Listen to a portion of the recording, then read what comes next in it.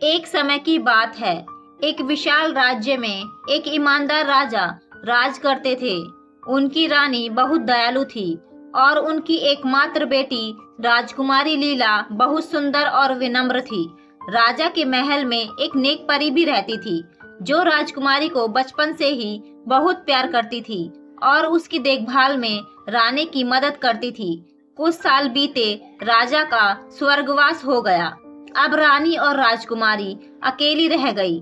जब राजकुमारी युवा हुई तो एक दूर के राज्य के राजकुमार से उसकी शादी तय हो गई।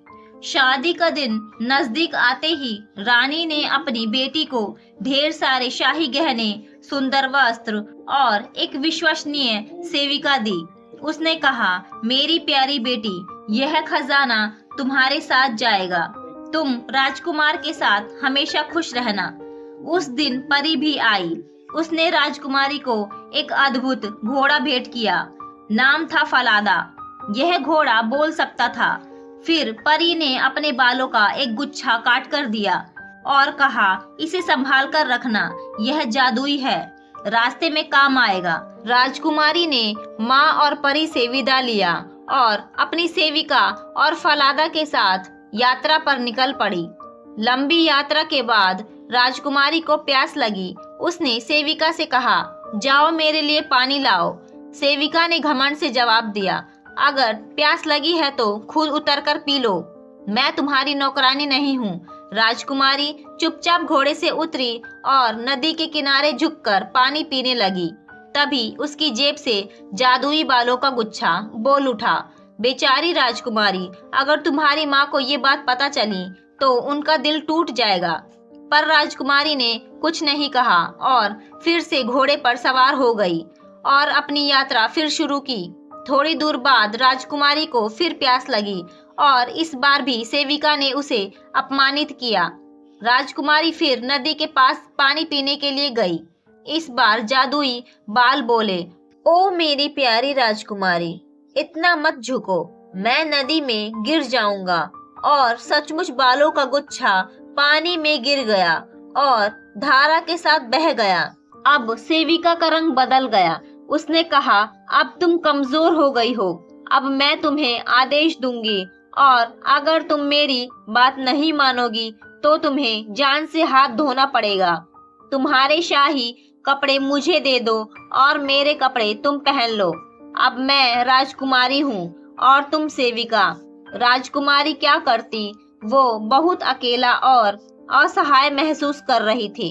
डर के मारे राजकुमारी ने उसकी बात मान ली। सेविका ने शाही वस्त्र पहने और फलादा पर सवार हो गई और असली राजकुमारी को एक साधारण घोड़े पर बैठा दिया।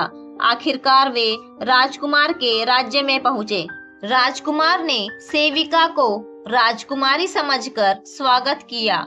जब उसने असली राजकुमारी को देखा तो पूछा, यह लड़की कौन है? दुष्ट सेविका जल्दी से बोली, यह मेरी सेविका है, लेकिन मुझे यह पसंद नहीं है। क्या इसके लिए कोई काम है? राजकुमार असली राजकुमारी को देखता ही रह गया।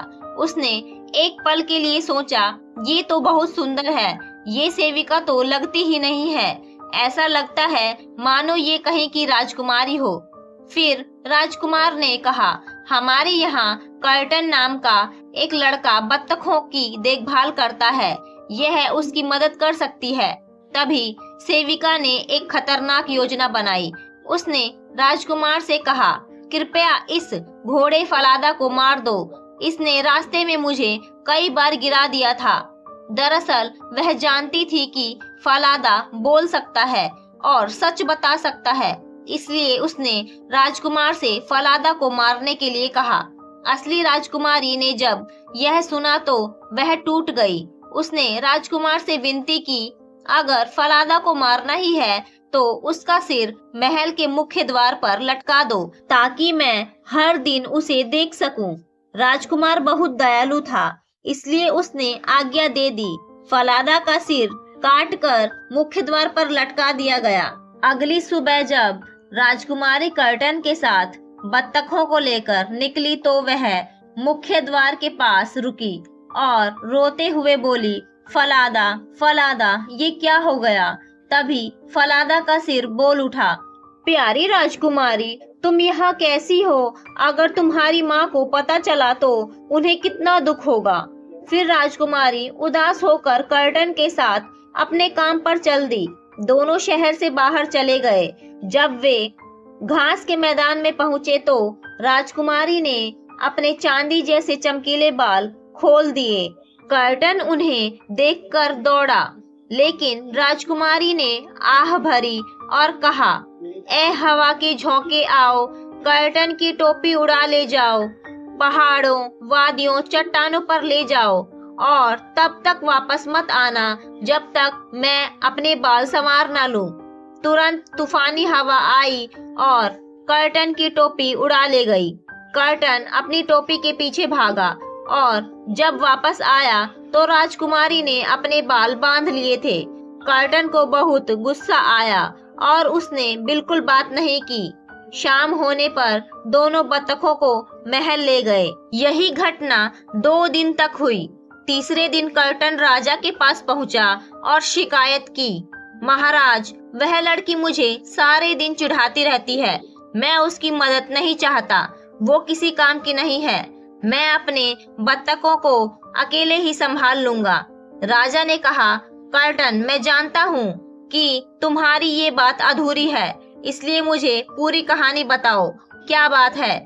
कर्टन राजा को कैसे मना कर सकता था, इसलिए उसने राजा से सारी बात बता दी। अगली सुबह राजा खुद मुख्य द्वार के पीछे छिप गया और सुना कि राजकुमारी फलादा से क्या कहती है और फलादा उसको क्या जवाब देता है। फिर वह खेत के पास गया और झाड़ियों के पीछे छिप गया और देखा कि जब राजकुमारी ने अपने सुनहरे बालों को खोला तो उसके बाल सूरज की रोशनी में चमक रहे थे। फिर राजा ने उसकी आवाज सुनी। उसने हवा को बुलाया, ए हवा के झोंके आओ, कर्टन की टोपी उड़ा ले जाओ, पहाड़ों, वादियों, चट्टानों पर ले जाओ और तब तक वापस मत आना जब तक मैं अपने बाल संवार ना लूं। टोपी उड़ गई और कर्टन टोपी के पीछे भाग गया। राजा सब कुछ देख चुका था। वो चुपचाप वहां से महल लौट गया। शाम को उसने राजकुमारी को बुलाया और पूछा वो ऐसा क्यों कर रही है। राजकुमारी ने आंसू भरी आंखों से कहा, अगर मैंने किसी को सच बताया तो मुझे जान से हाथ धोना पड़ेगा। लेकिन राजा ने इतनी मिन्नत की कि वह सारी कहानी सुना बैठी। राजा बोले, अब तुम पर कोई आंच नहीं आएगी प्यारी बेटी, मैं तुम्हें न्याय दिलाऊंगा। उन्होंने राजकुमारी को शाही वस्त्र पहनने के लिए कहा। जब वह सज धज कर आई तो राजा और राजकुमार दोनों दंग रह गए। वह सचमुच बहुत सुंदर थी। राजा ने अपने बेटे को सच बताया कि यही असली राजकुमारी है। राजकुमार खुशी से झूम उठा। उसने कहा, पिताजी, यह तो मेरे लिए सौभाग्य है। फिर राजा ने नकली राजकुमारी को बिना कुछ बताए एक शाही दावत का आयोजन किया। दावत में सभी आए। राजा ने कहा, आज हम सच का जश्न मनाएंगे और झूठ को सजा मिलेगी।